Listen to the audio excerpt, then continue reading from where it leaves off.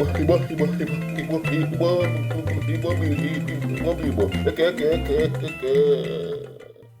ekele m ụnụ otu aka m si anabata ụnụ n'ihe omume OREJIELA joint. So n'ihe omume OREJIELA joint, ihe anyị na-eme ebe ahụ wụ just ileba anya na pepa mara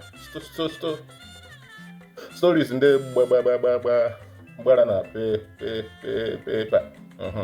So were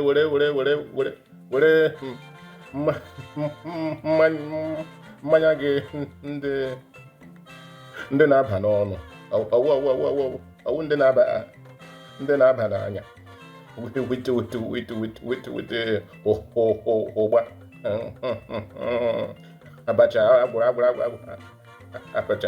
abacha ndị nka ndị agwụrụ bịa kete nso ka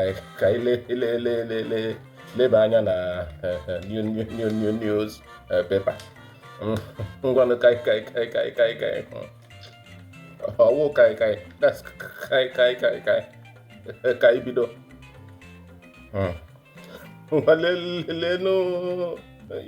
Lenu headline: recover my husband's body. Widow of beheaded or your state teacher begs federal government after burial of her husband without a burial site.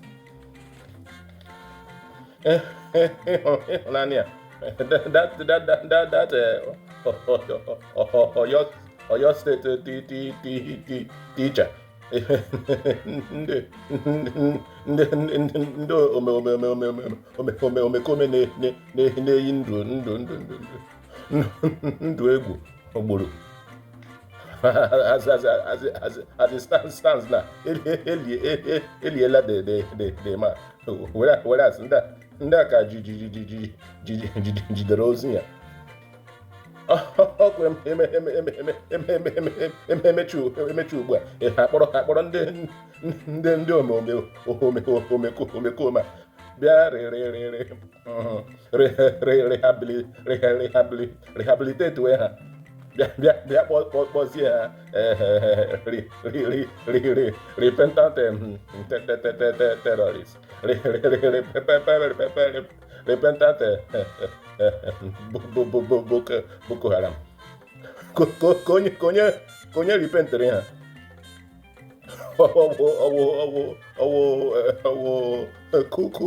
kukumuyi Chris ọya kilomi preachiri ha. Ana m aghọta this country. Ngwa lekwa headline ọzọ: Igbo business electronic tycoon billionaire Chief Godwin Adimike killed by his 21 years old youth copper son after the boy returned from ninth club with two women and questioned his father on reason he doesn't spend money on him as a rich man's son.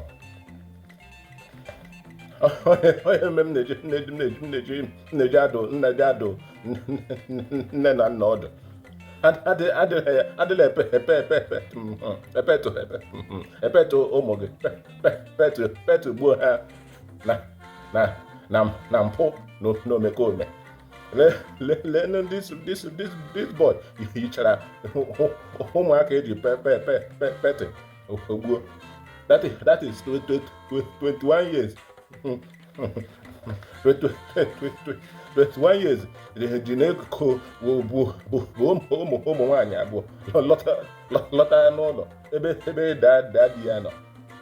Mgbe m ka dị 21 years, nka na-arụ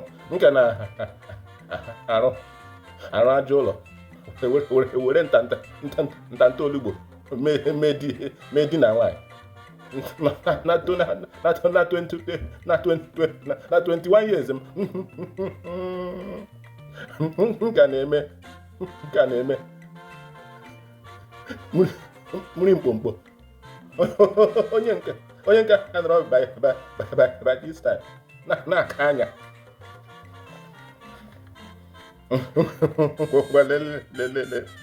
Lekwe story ọzọ gbara na paper. Fubara treat and manipulated into joining APC for second term. Professor Simon Nna mgbe ọwụ fufu mgbe Fubara nọ na-apụ pati PDP. Ọ nọ na-eche na ọbanye APC enyi ya tiketi. Fubara every gathering ya makashi anya weli aka elu dịka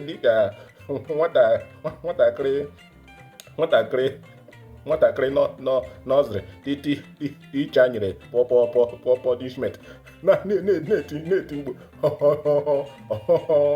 ọyọma.